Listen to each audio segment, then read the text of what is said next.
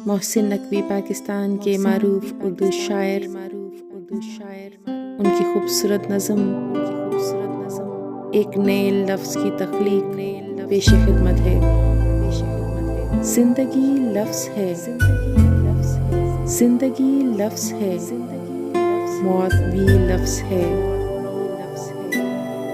ज़िंदगी की तराशी हुई अव्वली सौत से सरहदे मौत तक लफ्ज़ ही लफ्ज़ हैं। सांस भी लफ्ज़ है, सांस लेने की हर एक ज़रूरत भी लफ्ज़ों की मोहताज है। आग, पानी, हवा, खाक सब लफ्ज़ हैं। आँख, चेहरा, जबीन, हाथ, लब लफ्ज़ हैं।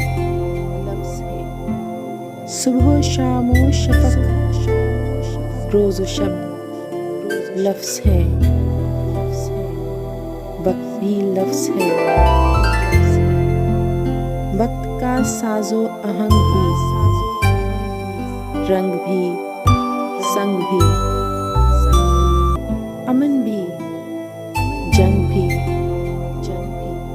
लफ्ज़ ही लफ्ज़ हैं। फूल भी लफ्ज़ है, धूल भी लफ्ज़ है, लफ्ज़ कातिल भी है, लफ्ज़ मकतूल भी है।